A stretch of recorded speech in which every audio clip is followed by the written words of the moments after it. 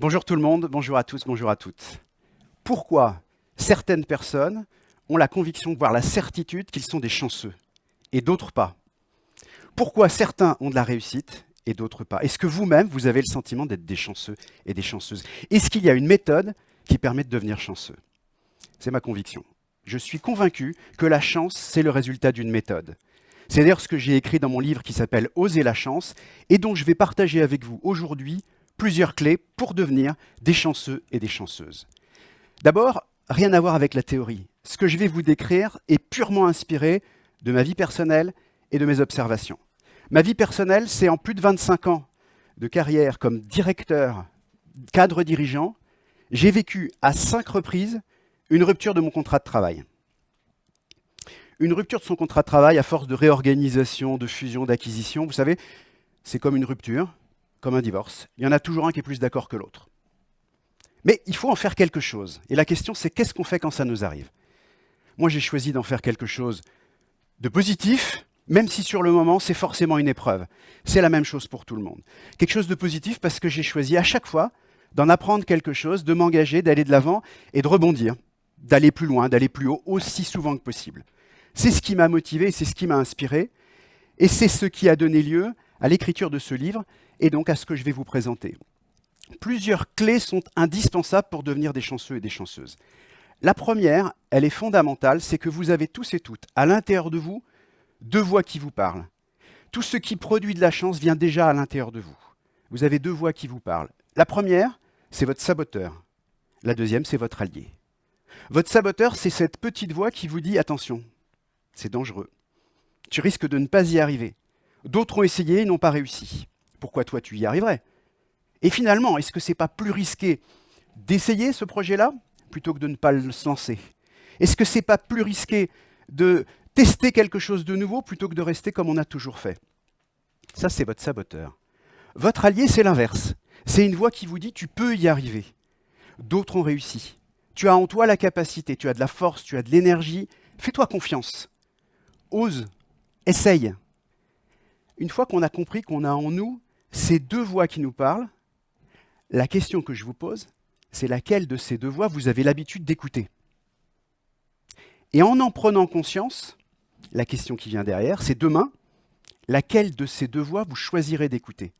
Est-ce que vous allez davantage écouter votre allié ou davantage écouter votre saboteur? À chaque fois que vous aurez une décision à prendre, demain, dans les semaines et les mois qui viennent, vous aurez le choix à partir du moment où vous aurez pris conscience que vous avez en permanence ces deux voix qui sont là et qui vous parlent.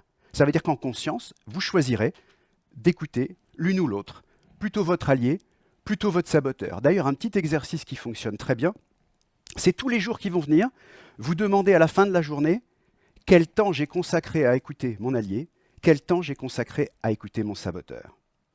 Ça, c'est la première clé. Apprendre à négocier avec nos deux voix intérieures.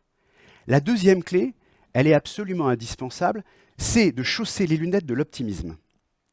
Les gens autour de vous sont soit optimistes, soit pessimistes. Vous êtes vous-même peut-être des optimistes convaincus ou au contraire des pessimistes qui subissent ces sentiments que les choses qui vous arrivent sont négatives. Ce n'est pas la même chose.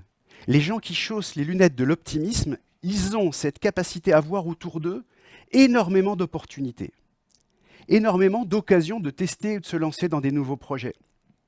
Ils voient aussi autour d'eux, les gens optimistes, dans leur environnement, des gens qui peuvent contribuer à leur succès. Ils savent faire les bonnes rencontres, ils vont vers les bonnes personnes. Pas le fruit du hasard, ils ressentent ça, ils sont ouverts et disponibles à ça. Avec les lunettes de l'optimisme, ils ont un champ d'observation qui est plus large, plus positif. Les lunettes du pessimisme, à l'inverse, elles produisent quoi? Eh bien, elles conduisent à voir les choses de manière plus étroite, plus serrée. Vous savez, les pessimistes, c'est ceux à la machine à café qui vous expliquent tout ce qui s'est mal passé hier et qui savent même vous raconter tout ce qui va mal se passer aujourd'hui. Fort, hein, en termes d'énergie, ce qui diffuse autour d'eux. Est-ce que autour de vous, votre réseau, votre environnement est fait de gens optimistes ou de gens pessimistes? C'est une question intéressante parce que les gens pessimistes sont souvent attirés par les gens optimistes. Ça leur donne l'occasion de déverser ce qu'ils ressentent, de vider tout ce qu'ils ont perçu de négatif. Et les gens optimistes ne s'en rendent pas toujours compte. Ça ne crée pas le même résultat. Et d'ailleurs, je vais vous faire une confidence. Si je suis là aujourd'hui devant vous, ça n'a rien à voir avec le hasard. C'est parce qu'un de mes clients, satisfait du travail qu'on avait fait ensemble, a parlé à un de vos dirigeants, qui m'a envoyé un message en proposant qu'on se rencontre. J'y ai répondu rapidement. Puis ensuite, on a pris contact, on a échangé, et ça m'a donné l'occasion et le plaisir d'être là aujourd'hui devant vous. Vous voyez, lorsque dans votre vie professionnelle, vous envoyez un mail à quelqu'un qu'il est important pour vous de pouvoir rencontrer, la personne ne vous répond pas. Plus d'une fois sur deux aujourd'hui. Tout le monde est saturé, non? Les boîtes mail, saturées. Qu'est-ce que vous allez faire à l'issue de ça? Les pessimistes, ils vous disent quoi? Ils vous disent, tu vois, j'ai écrit à Eric, mais Eric, il n'est pas disponible. Peut-être même qu'il n'a pas envie de me répondre. Vrai ou pas? Et puis il y en a d'autres qui se disent, mais non, juste, il n'a pas eu le temps. Donc je vais lui renvoyer un mail, peut-être même que je vais lui envoyer un SMS, peut-être même que je vais l'appeler, peut-être même un WhatsApp, etc., etc. Les optimistes vont de l'avant et ils se donnent la chance d'accéder à leurs objectifs. C'est déjà une clé absolument indispensable. Deuxième clé, les gens chanceux savent animer leur réseau. Ça veut dire quoi? Ça veut dire qu'ils ont constitué autour d'eux un environnement dans lequel ils ont des personnes qui peuvent les aider, qui peuvent leur donner de l'aide, qui peuvent contribuer à les faire rencontrer les bonnes personnes au bon moment. Et puis les gens optimistes savent aussi, et ils osent aller au-devant des gens dont ils ont besoin. Vous savez, on entend parfois, oui, mais si je demande ça à telle personne, elle va penser que je suis intéressé. Peut-être c'est gênant de lui demander. Mais non, les gens chanceux, ils pensent exactement l'inverse. La personne qui ne veut pas te répondre, elle ne te répondra pas. Et il y a tous les autres qui vont te répondre et qui vont constituer un réseau de gens dynamiques, volontaires, ton réseau, qui sont probablement à ton image. Ça, c'est important. Et puis, ce réseau-là, il faut savoir aussi l'animer, il faut savoir faire vivre son réseau. Philippe Gabillier dit, pour avoir des opportunités, il faut être une opportunité soi-même. Ça veut dire être généreux, ça veut dire savoir donner. Je donne de mon temps, je donne de ma connaissance et je donne de ma compétence régulièrement à des gens qui m'ont sollicité ou à des gens dont j'ai compris qu'ils avaient besoin d'aide. En retour, je n'attends pas ça, mais en retour, il est fréquent qu'à des moments où moi j'ai eu besoin, des gens soient tournés vers moi en disant « Tiens David, je peux te faire rencontrer un tel ou une telle ». C'est quelque chose de formidable. Et puis enfin, les gens qui animent leur réseau, vous savez ce qu'ils font? Quand ils ont sollicité quelqu'un pour un projet, et qu'ils aboutissent, qu'ils réussissent ce projet-là, vous savez ce qu'ils font? Ils remercient.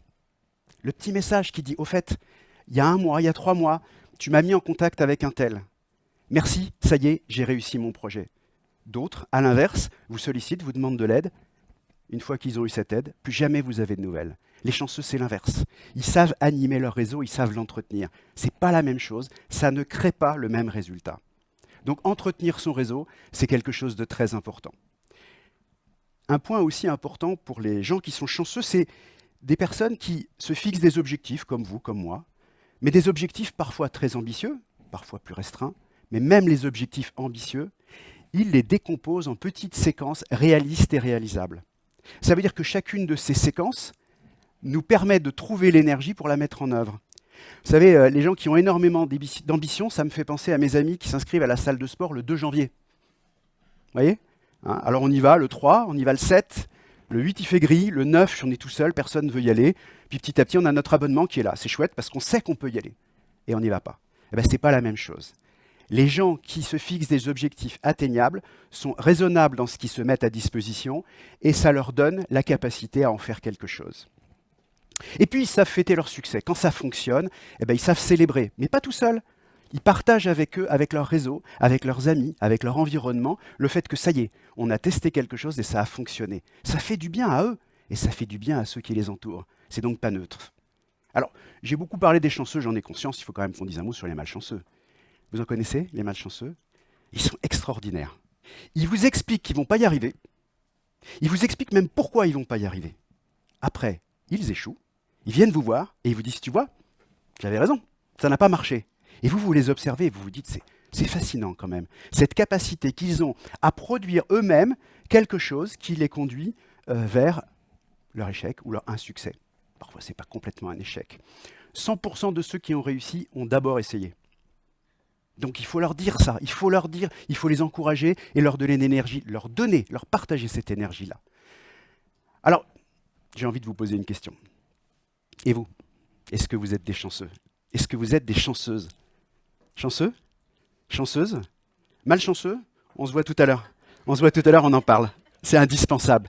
Parce que Comme vous l'avez compris, en tout cas j'espère, et comme ça vous aura inspiré, la chance, c'est le résultat de ce que vous choisissez de faire et aussi des outils que vous mettez en œuvre pour réussir à devenir des chanceuses et des chanceux. En tout cas, c'est le plaisir que j'ai à partager ça avec vous et vous dire que tout ce qui est lié au succès démarre de vous.